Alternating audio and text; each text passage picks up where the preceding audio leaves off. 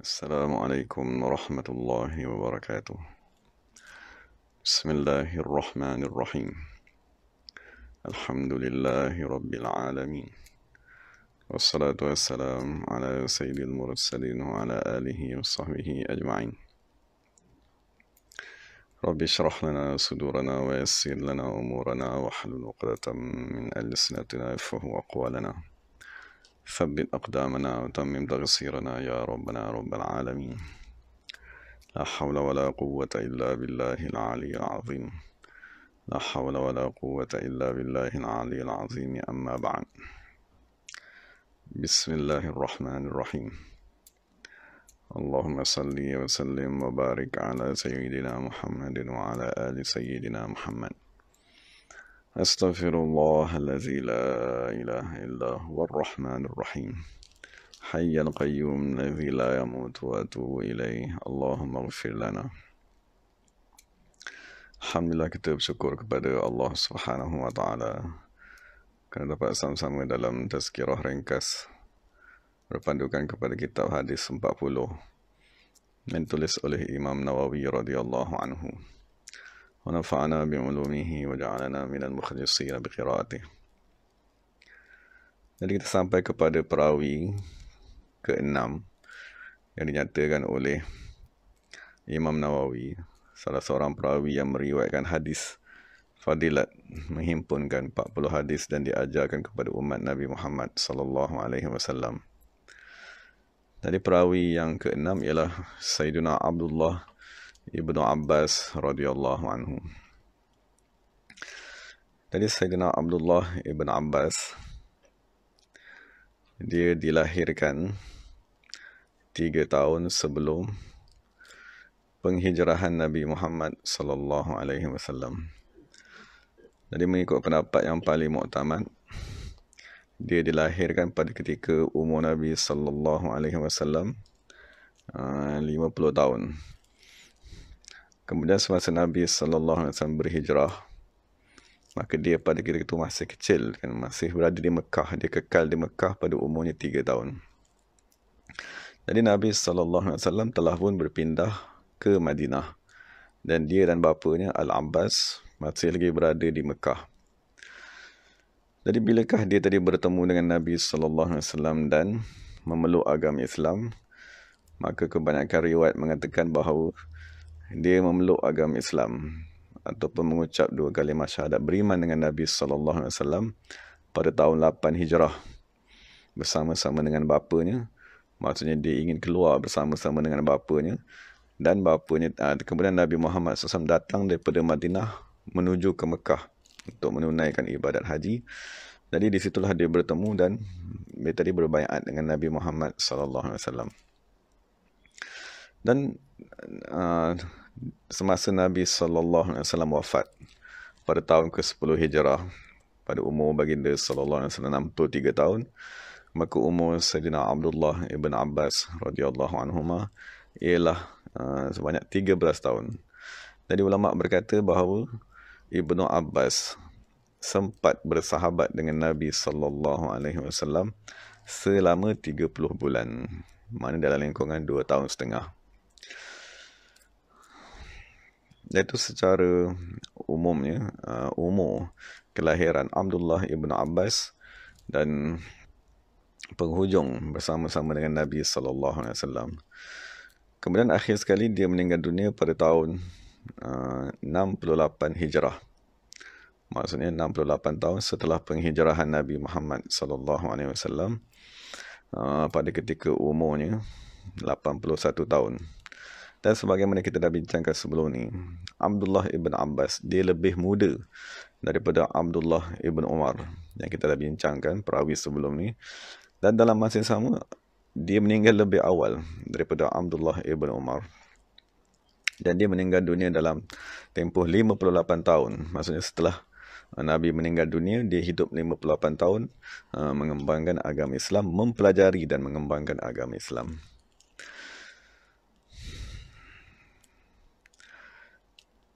Jadi Abdullah Ibn Abbas meriwayatkan bahawa dia berbaiat dengan Nabi sallallahu alaihi wasallam wa huwa saghirun, pada ketika dia masih kecil lagi, masih pada ketika umurnya 13 tahun. Dan dia berkata, annan nabiyya sallallahu alaihi wasallam baya' al-Hasan wal Husain wa Abdullah ibn Abbas wa Abdullah ibn Ja'far wa hum sighar. Maksud Nabi sallallahu alaihi wasallam berbaiat, maksud membaiatkan kepada Sayyidina Hasan, Sayyidina Husain, Abdullah ibn Abbas, Abdullah ibn Ja'far wa hum sighar, pada ketika mereka masih lagi kecil, walam yablughu, dan mereka tadi belum lagi balik. Jadi difahami daripada itu bahawa berbaiat dengan Nabi sallallahu alaihi wasallam boleh dilakukan sama ada orang tadi telah balik, dan begitu juga orang yang masih belum balik berbaiat untuk mentaati Allah Subhanahu wa taala, mengamalkan agama Islam. Jadi kita dapat lihat semua sahabat, kan, sama ada lelaki, perempuan, dan ada yang masih lagi belum balik, mereka semua berbaiat. Maksud mereka mempunyai guru, berjanji untuk mentaati Allah Subhanahu wa taala, untuk berzikir mengingati Allah, untuk menunaikan solat, untuk puasa di bulan Ramadan.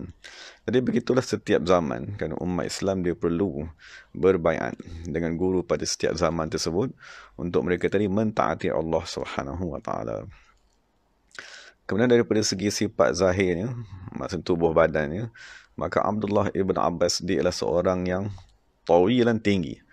Maksudnya kulitnya putih ke kuning-kuningan, badannya amat besar, kan, mukanya amat cantik, mukanya amat cantik sekali, dan dia tadi mewarnakan janggutnya dengan inai, maksud setelah janggutnya tadi beruban. Dan dia amat diguruni, kan, mempunyai akal yang amat sempurna, dan dia tadi amat menyukai wangi-wangian.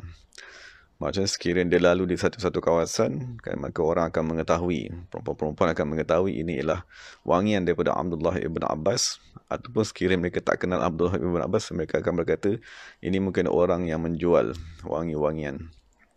Dan dengan sebab badannya tadi amat besar tadi, maksudnya amat sehat tadi, sekiranya dia duduk tadi, maka dinyatakan bahawa dia akan mengambil ruang yang biasanya diduduki oleh dua orang. Dan dia tadi mempunyai rambut di hadapan, dan dia tadi membelah tengah rambutnya. Adapun daripada sudut pakaiannya, maka diriwayatkan maka dia tadi memakai jubah di luar yang nilainya 1000 dirham, kan, 1000 dirham pada zaman tersebut. Dan 1 dirham hari ini, sekiranya kita kata 1 dirham sama dengan 13 ringgit, maka baju ataupun jubah yang dia pakai tadi bernilai 13,000 ringgit pada hari ini. Maksud itu menunjukkan bahawa Allah Subhanahu Wa Taala membukakan, maksudnya dia daripada keturunan Al-Abbas, kan, mereka ialah keturunan yang bangsawan, pembesar di Mekah. Jadi mereka menzahirkan nikmat Allah Subhanahu Wa Taala pada diri mereka. Tetapi kita kena maklumkan bahawa hati mereka tidak mencintai apa-apa pun daripada dunia, dan itu diistilahkan sebagai zuhud.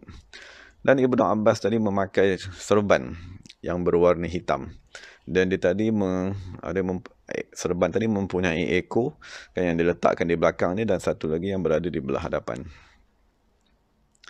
Dan kita dah maklum tadi dia bersempat, kan, bersahabat dengan Nabi sallallahu alaihi wasallam selama 30 bulan. Tapi dalam masa 30 bulan tadi tu, persahabatannya ataupun hubungannya dengan Nabi sallallahu alaihi wasallam amat rapat, kerana salah seorang daripada makciknya, iaitu Maimunah binti Al-Haris, dia ialah isteri kepada Nabi Muhammad sallallahu alaihi wasallam. Maksudnya Maimunah berkahwin dengan Nabi Muhammad sallallahu alaihi wasallam pada tahun ke-7 Hijrah. Pada ketika umur Maimunah 36 tahun. Dan Sayyidina Ibnu Abbas dia memeluk agama Islam pada tahun ke-8 Hijrah. Jadi Ibnu Abbas menceritakan bahawa disebabkan makciknya, kan, makcik sebelah mak ni ialah isteri kepada Nabi Muhammad SAW, maka dia selalu berada di rumah makciknya, dan dia selalu berada bersama-sama dengan Nabi SAW. Dan pada satu ketika Nabi SAW berada di rumah Maimunah, dan Nabi tadi secara tiba-tiba Abdullah ibn Abbas meletakkan air, kan, pada waktu malam untuk Nabi SAW mengambil wuduk. Maka Nabi pun bertanya, siapakah yang meletakkan air ini? Maka Maimunah berkata, Ibnu Abbas ni, seorang pemuda ni yang meletakkan air kepada kamu. Maka disebabkan Ibnu Abbas tadi dia amat memerhatikan perbuatan Nabi SAW dan dia berkhidmat tanpa perlu disuruh. Kan maksudnya dia tadi cuba memahami apakah keperluan Nabi SAW. Dia tahu Nabi akan bangun bertahajud, jadi dia dah sediakan air siap-siap. Jadi disebabkan dia tadi mempunyai kepekaan dan berkhidmat tanpa perlu disuruh, maka Nabi SAW mengurniakan kepadanya satu doa. Doa tersebut ialah Allahumma faqihu fid din wa 'allimhu ta'wil. Wahai Allah Subhanahu wa taala, fahamkanlah dia agama Islam tersebut dan ajarkanlah kepadanya takwil. Kemudian Nabi SAW memelukkan Abdullah bin Abbas. Kemudian Nabi berkata, Allahumma 'allimhul kitab. Wahai Allah Subhanahu wa taala, ajarkanlah kepadanya kitab Al-Quran. Dan Ibnu Abbas radhiyallahu anhu berkata, daku melihat Jibril 2 kali semasa daku berada di dalam rumah Nabi Muhammad SAW. Dan Jibril juga mendoakan kepadaku agar dikurniakan dengan hikmah sebanyak 2 kali. 2 kali daku melihat Jibril dan 2 kali Jibril mendoakan kepadaku. Jadi dia menceritakan bahawa satu ketika dia bersama-sama dengan bapanya Al-Abbas bersama-sama dengan Nabi SAW. Kemudian tiba-tiba Abbas berkata, aku melihat Nabi Muhammad ni. Nabi Muhammad ni lah anak saudaranya. Dia kata, aku melihat anak saudara aku ni kal mu'ridi anni, seperti orang yang berpaling daripadaku. Maksudnya dia dalam satu majlis Nabi Muhammad SAW, Al-Abbas bapa dan anaknya Abdullah. Tiba-tiba bapa tadi berkata, Al-Abbas berkata, aku melihat seolah-olah Nabi tidak bercakap dengan kami. Jadi apabila dah keluar tadi, bapa dia bercakap kepada Abdullah, kan, dia kata, tidakkah kamu melihat seolah-olah Nabi Muhammad dia tak bercakap dengan kita?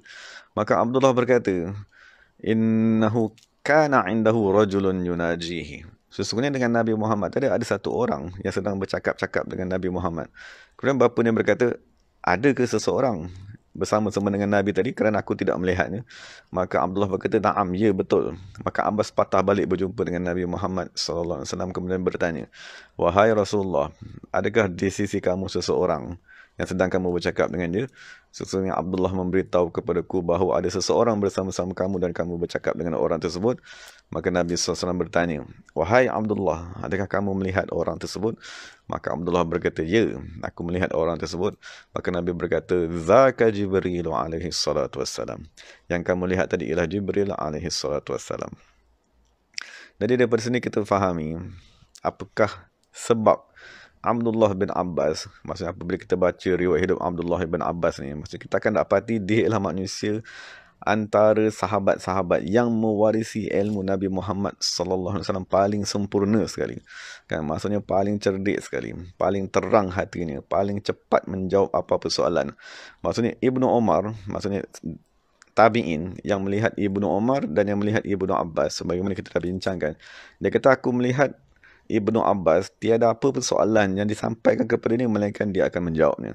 Tapi aku melihat Ibnu Umar, kan, apabila ada soalan-soalan yang disampaikan kepadanya, maka Ibnu Umar lebih banyak menolak soalan-soalan tersebut. Dia kata, aku tidak mengetahuinya dan aku akan menjawabnya kemudian.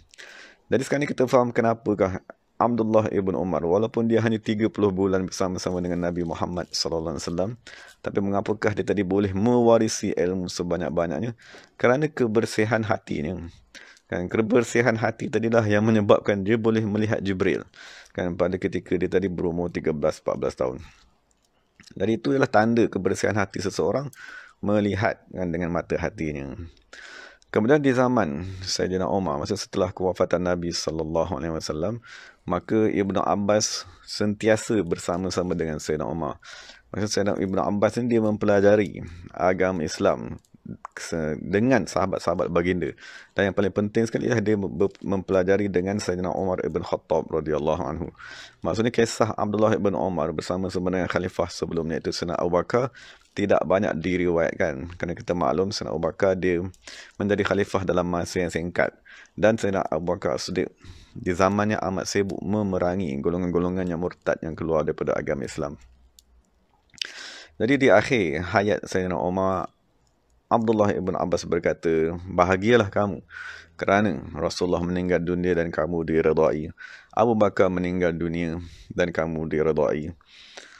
Jadi Sayyidina Umar berkata, betul, kan, maksudnya sememangnya Allah mengurniakan kepadaku bersahabat dengan Nabi Muhammad, bersahabat dengan Sayyidina Abu Bakar, dan kedua-dua mereka meninggal dunia dalam keadaan mereka meredaiku. Jadi apabila Sayyidina Umar berkata, tetapi sekarang ni aku berasa amat sedih, yang amat sangat, dan aku berasa amat risau. Jadi Ibn Abbas berkata, kenapakah kamu berasa sedih? Kenapa kamu rasa risau sangat nak meninggal dunia? Padahal kamu tadi telah diredai oleh Allah Subhanahu Wa Taala, Nabi Muhammad, Sayyidina Abu Bakar.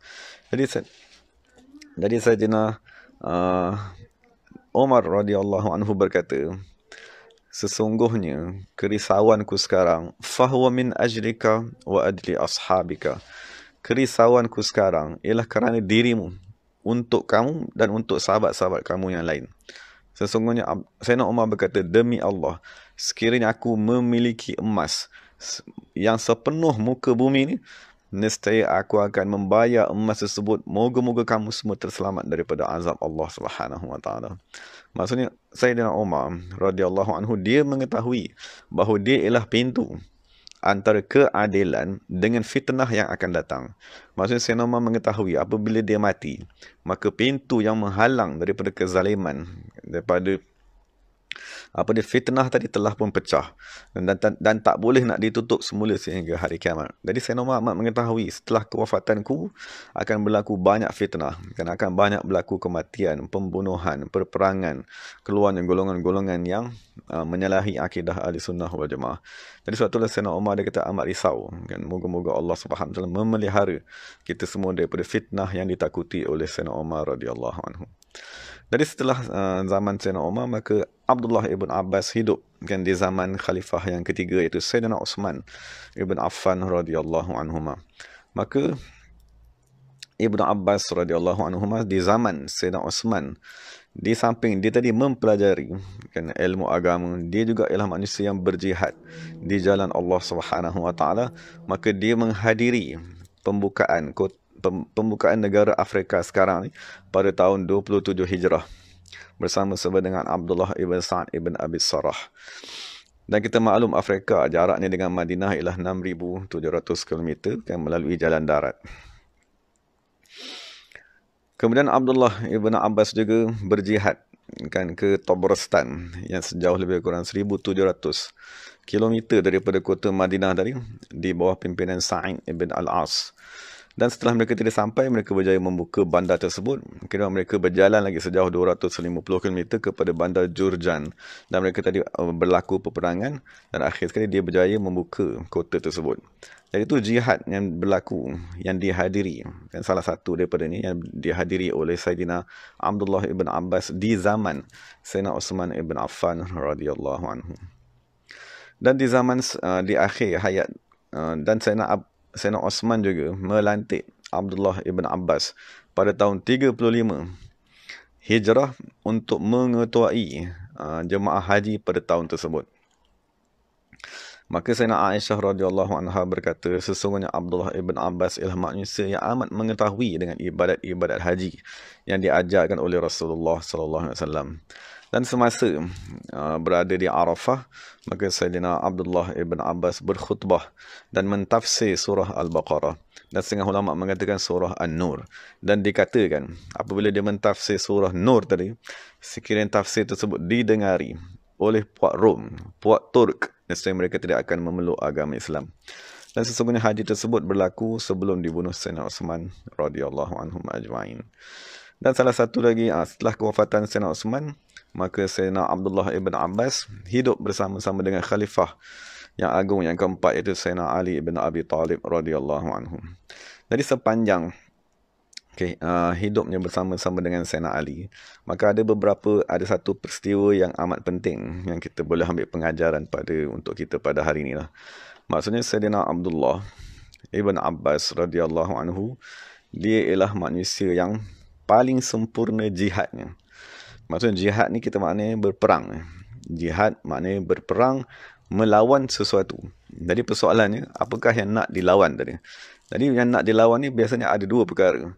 Pertamanya jihad melawan kejahilan. Masa dia mempelajari ilmu agama, dia mengajak salah seorang daripada Al-Ansar untuk mempelajari ilmu agama. Pada ketika itu dia masih kecil lagi. Jadi Ansar tu pun berkata, kamu budak kecil pun sibuk nak belajar agama ke? Ni sahabat-sahabat Nabi yang besar-besar masih ramai lagi. Kan, buat apa kamu sibuk nak belajar? Kan, buat apa kita sibuk nak bertanya orang, tanya sana, tanya sini? Dari akhir sekali, kan setelah Ibnu Abbas tidak meninggalkan orang tersebut dan mengutip semua ilmu daripada sahabat-sahabat baginda SAW, sehingga sampai satu masa, semua orang datang mempelajari daripada Abdullah ibn Abbas. Jadi pemuda orang daripada Ansar tadi berkata, sesungguhnya lah manusia yang paling berakal yang pernah aku jumpa. Dia ajak aku tapi aku tak pergi. Kan? Akhir sekali dia pergi seorang-seorang. Akhir sekali dia seorang yang mendapat ilmu tersebut. Okay, jadi setelah kita mengetahui betapa bersungguh-sungguhnya Abdullah ibn Abbas mempelajari ilmu agama. Dan diriwayatkan satu ketika Abdullah ibn Abbas, dia dimaklumkan ada satu orang manusia yang mempunyai hadis Rasulullah, sahabat baginda yang mempunyai hadis. Jadi dia pergi ke rumah orang tersebut dan ditunggu di depan pintu. Maksudnya dia tidur di depan pintu tu, dia tunggu sampai sahabat tadi keluar. Sehinggalah pada keesokan hari, kan apabila sahabat tadi keluar, dia kata, siapa yang suruh kamu datang ke sini? Adakah dah aku memanggil kamu duduk tidur di sini? Maka, wahai Abdullah ibn Abbas, maka Abdullah ibn Abbas berkata, tidak, kan aku datang ke sini ialah semata-mata aku ingin mempelajari satu hadis yang aku dapati, yang aku diberitahu kamu mempunyai hadis tersebut daripada Rasulullah SAW. Maka begitulah kesungguhan, kan Abdullah ibn Abbas mempelajari ilmu agama. Jadi disebabkan dia tadi mempunyai ilmu agama, maka barulah dia boleh berjihad, memerangi kejahilan. Itulah jihad yang pertama. Kan, jihad yang diwarisi oleh ulama-ulama Islam, menulis kitab, kan, menulis buku, mengajar. Jihad memerangi kejahilan. Dan itulah perkara, kan, kejahilan tadi amat bahaya kepada umat Islam. Dan setelah kita bincangkan tadi, Sayyidina Abdullah ibn Abbas, dia juga berjihad menentang kafir, membuka agama Islam, pergi berjihad, menyebarkan agama Islam. Cuma di zaman Sayyidina Ali ni, Allah Ta'ala kurniakan kepada Ibnu Abbas jihad yang ketiga. Jihad yang ketiga iaitu melawan ahli bid'ah. Ahli bid'ah ni maksudnya orang yang memeluk agama Islam, lalu mereka cipta akidah yang baru di dalam agama Islam. Jadi kita maklum kan di zaman Sayyidina Ali berlaku pemberontakan daripada satu kumpulan manusia yang diistilahkan sebagai Al-Khawarij. Dan terdapat satu kumpulan Al-Khawarij yang diistilahkan sebagai Al-Haruriyah, yang berada di tempat Harura. Mereka tadi bilangannya 6,000 orang.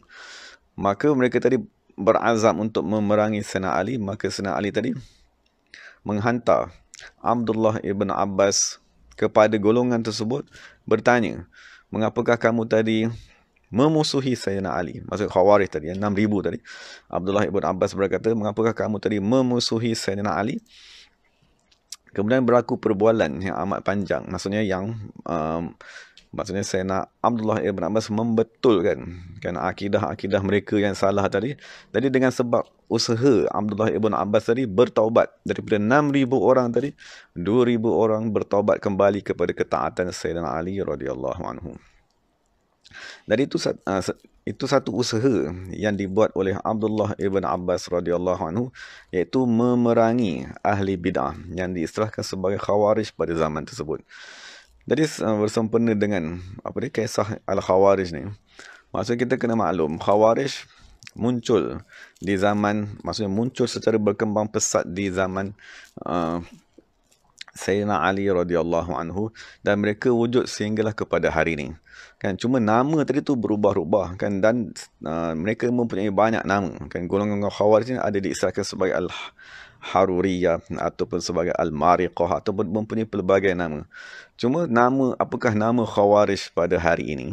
Kan, maksudnya nama Khawarij di zaman kita ni dalam tempoh 100-200 tahun yang akhir ni, maka untuk kita mengetahui tersebut, hendaklah kita merujuk kepada kitab tafsir yang ditulis oleh Imam Ahmad ibn Muhammad As-Sawi Al-Maliki radhiyallahu anhu. Jadi Imam Sawi ni, dia hidup pada tahun 1178 dan meninggal dunia pada tahun 1241 Hijrah. Jadi dia menulis tafsir, mensyarahkan tafsir Jalalain yang ditulis oleh Imam Suyuti dan Imam Al-Mahalli. Jadi semasa dia sedang mensyarahkan ayat Quran daripada surah Al-Fatir ayat 6, maka Allah Subhanahu Wa Taala menyatakan dalam Al-Quran, inna syaitana lakum aduun fattakhidhuhu aduwa innama yad'u hizbahu liyakunu min ashabis sa'ir. Maksudnya syaitan tadi ialah musuh, dan hendaklah kamu menjadikan syaitan tersebut musuh. Jadi syaitan tadi, musuh tu kita faham kan, syaitan sememang ialah musuh kita. Tiap-tiap hari kita baca a'udzubillahi minasyaitonirrajim. Cuma dalam Quran tadi dia kata innama yad'u hizbahu. Terdapat hizb kepada syaitan. Kan maksudnya terdapat pengikut kuat, penyokong kuat kepada syaitan yang diistilahkan sebagai hizbus syaitan. Jadi apabila ayat Quran memberitahu ada sekumpulan manusia yang diistilahkan sebagai hizbus syaitan, maka Imam Sawi di dalam syarahnya dia menulis waqila hazihil ayatu nazalat fil khawarij. Ketahuilah bahawa sesungguhnya ayat ini, ayat yang menceritakan tentang wujudnya hizbus syaitan, golongan diistilahkan sebagai pengikut kuat syaitan, diturunkan kepada al-khawarij allazina yuharrifuna ta'wil al-kitabi wa sunnah. Apakah sifat khawarij tadi?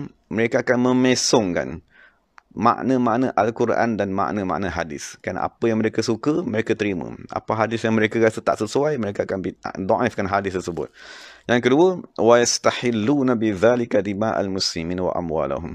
Dan dengan sebab mereka tadi menukar-nukar makna Al-Quran, maka mereka tadi menghalalkan darah-darah orang Islam dan harta-harta orang Islam. Maksudnya mereka kata membunuh orang Islam ni boleh. Kan merampas harta mereka tadi ialah harta ghanimah, harta rampasan perang. Jadi itu ialah sifat khawarij daripada zaman Sayyidina Ali sampailah kepada hari ini. Cuma Imam As-Sawi berkata dalam tafsirnya, kama huwa musyahadun al-an fi nadhairihim, sebagaimana perkara tersebut dilihat hari ini pada golongan-golongan yang seumpama dengan mereka. Maksud golongan-golongan khawarij pada hari ini. Wahum firqatun bi ardil Hijaz. Siapakah khawarij pada hari ini? Mereka adalah satu kumpulan yang berada di semenanjung tanah Arab. Yuqalu lahum al-Wahhabiyah.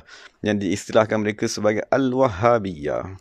Jadi inilah nama yang disebut oleh Imam As-Sawi radhiyallahu anhu. Dan Imam Sawi ni, dia hidup di zaman pengasas ajaran Wahhabiyah iaitu Muhammad bin Abdul Wahhab. Maksudnya Muhammad bin Abdul Wahhab ni meninggal dunia pada tahun 1206 Hijrah.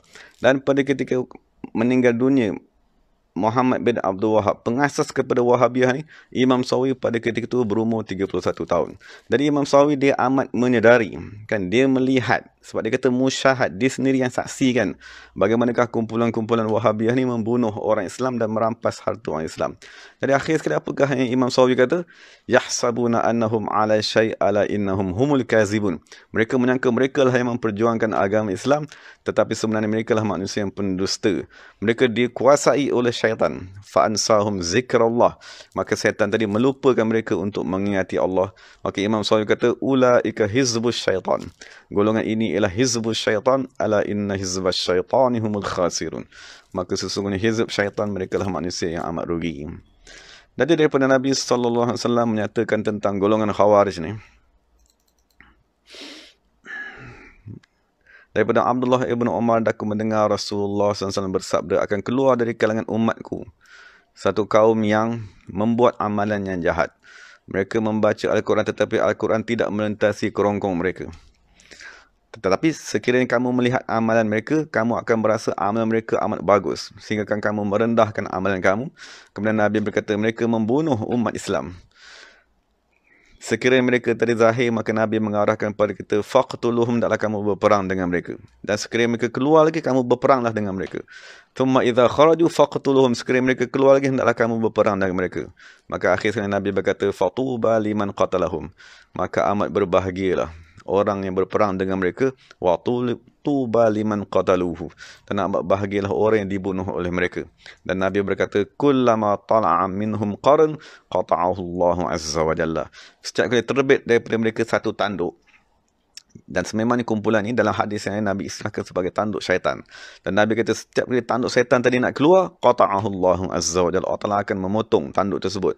Dan Nabi mengulang ayat keluar tanduk, Allah Ta'ala potong. Keluar tanduk, Allah Ta'ala potong ni. Nabi mengulang ayat tersebut sebanyak 20 marrah au aktsara wa ana asma'u. Nabi ulang sebanyak 20 kali, kan, ataupun lebih, dan aku mendengarnya. Hadis tersebut diriwayatkan oleh Imam Ahmad. Dan hadis terakhir yang berkaitan dengan khawarij ini daripada Sayyidina Mu'az ibn Jabal. Nabi SAW bersabda, kan, sesungguhnya perkara yang paling takut di atas, Nabi bersabda, antara perkara yang paling aku takut di atas umatku ialah antaranya rajulun qara'a kitab Allah, kan, satu manusia yang membaca Al-Quran, hatta idza ru'yat alaihi bahjatuhu, Sehingga kita lihat tadi, dia tadi amat mahir membaca Al-Quran.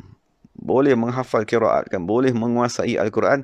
Wa kana alaihi ridaul Islam a'arahu Allah Ta'ala iya. Dan kita melihat di atasnya pakaian Islam, kan, maksudnya pakaian berjubah cantik, pakaian seperti mana orang Islam. Cuma Nabi kata orang telah pinjamkan sekejap pakaian tersebut. Dan apabila tadi dah sempurna zahir keislamannya, hafal Quran dan seumpamanya, tiba-tiba ikhtarata sayfahu, dia mengeluarkan pedangnya, wa daraba bihi jarahu, dan dia membunuh jiran-jirannya sendiri. Wa ramahu bisyirki, kemudian dia menuduh jirannya tadi. Kenapa dia boleh bunuh jirannya? Sebab dia menuduh jirannya tadi ialah ahli syirik. Maka ditanya kepada Rasulullah SAW, Ar-rami ahaqqu bihi amil marmi, orang yang menuduh syirik tu lebih berhak dituduh syirik ataupun orang yang kena tuduh tadi? Maka Nabi SAW berkata, Ar-rami, orang yang menuduh itulah sebenarnya orang yang syirik. Dan inilah ujian, kan, umat Islam di akhir zaman, kan, munculnya Khawarij pada hari ini yang menuduh umat Islam tadi syirik, kan, yang menuduh umat Islam tadi menyembah kubur. Dan macam manakah cara nak menuduh umat Islam tadi syirik? Ialah apabila kita tadi bertawasul. Dan akidah yang akan mensyirikkan ahli sunnah wal jamaah ialah akidah tauhid uluhiyah, rububiyah, asma wa sifat, kan. Tauhid tiga ni, kan, tauhid tiga yang diasaskan oleh golongan ini, inilah tauhid yang sekiranya didalami. Macam kalau kita belajar tauhid ni bersungguh-sungguh, apakah natijah yang akan kita dapat, ataupun apakah hasil yang akan kita dapat? Hasilnya ialah ahli sunnah, Asy'ariyah, Maturidiyah ialah ahli syirik. Kan, secara terperinci ni sekiranya Allah Ta'ala izin kita bincangkan kemudian lah. Tapi bagaimanakah kumpulan ni boleh menuduh Asy'ari, pengikut Abu Hasan Asy'ari dan pengikut ahli sunnah wal jamaah seluruh dunia ni sebagai syirik? Ialah kerana bahaya tauhid uluhiyah dan rububiyah. Jadi dari segi istilah uluhiyah, rububiyah tu betul, kan, istilah tu tak ada salah. Tapi masalah ni ialah apabila ditafsir mengikut kehendak mereka. Tafsiran mengikut kehendak mereka akan menjadikan semua ahli sunnah wal jamaah dihukumkan sebagai syirik. Dan apa syirik tadi? Mereka tadi menghalalkan darah dan membunuh umat Islam. Dan itu beberapa perkara yang amat penting yang boleh kita faham daripada perjuangan Abdullah ibn Abbas radhiyallahu anhu. Maksudnya kenapakah Abdullah ibn Abbas bersungguh-sungguh, kan, bersama-sama Sayyidina Ali memerangi kumpulan tersebut? Kerana mereka mengetahui ada arahan, kan, daripada Nabi Muhammad sallallahu alaihi wasallam. Jadi sebagai penutupnya, Abdullah ibn Abbas meninggal dunia di Taif, kan, maksudnya dalam lingkungan 60 km daripada Masjid Haram tadi, kan, pada ketika umurnya pada tahun, kan, 68 Hijrah, pada ketika umurnya 71 tahun. Dan yang menjadi imam kepada jenazah ialah Muhammad ibn Hanafiyah. Dan semasa dia dimasuk ke dalam kubur tadi, tiba-tiba dilihat burung, kan, berwarna putih datang masuk ke dalam kain kafannya, lalu hilang burung tersebut. Jadi kehadiran burung tadi dia merujuk kepada bahawa sesungguhnya Abdullah ibn Abbas, kan, semasa dia hidup di dunia tadi, dia telah menyempurnakan tugasannya. Maksudnya tugasannya daripada segi jihad melawan kejahilan, kan, jihad melawan kekufuran, dan jihad melawan ahli bid'ah. Maksudnya kita bayangkan ketiga-tiga ni dia usahakan semasa hidupnya. Maksudnya kalau kita nak buat jihad yang pertama, kita kena ada ilmu dulu, kan. Kalau kita nak buat jihad yang kedua, berperang di jalan Allah ni, kita kena ada badan yang kuat, kita kena ada mahir tentang ilmu peperangan, kan. Kita kena mahir dalam mempertahankan diri seumpamanya. Jadi bayangkan ketiga-tiga ni diusahakan oleh Abdullah bin Abbas di semasa dia tadi hidup, kan. Maka sebab tu Allah Ta'ala zahirkan burung datang semasa dia tadi meninggal dunia, menunjukkan ni antara manusia yang menyempurnakan amanah semasa dia hidup di dunia. Dan terakhir sekali, apabila dia telah dimasukkan di dalam kubur, maka didengar suara membaca, Ya ayyatuhan nafsul mutmainnah, irja'i ila rabbiki radiyatan mardiyah fadkhuli fi ibadi wadkhuli jannati. Kan, maksudnya apabila dia dah dimasuk ke dalam kubur, didengar, kan, suara membaca ayat Quran, wahai nafsu mutmainnah, kembalilah kepada Tuhanmu, meredai dan diredai, masuklah dari kalangan hamba-hambaku dan masuklah ke dalam syurgaku. Wallahu ta'ala alam. Jadi sampai situ sempurnalah kita tadi membincangkan perawi yang ke-6, iaitu Abdullah ibn Abbas radhiyallahu anhuma.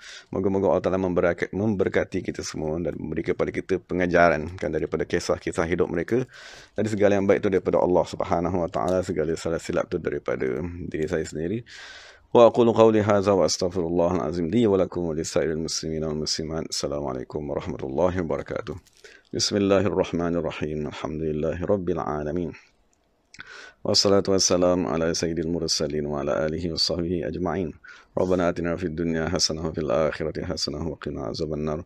ربنا اغفر لنا ذنوبنا ولوالدينا وارحمهم كما ربونا صغارا، ولجميع المسلمين والمسلمات الأحياء منهم والأموات برحمتك يا أرحم الراحمين. سبحان ربك رب العزة عما يصفون وسلام على المرسلين والحمد لله رب العالمين.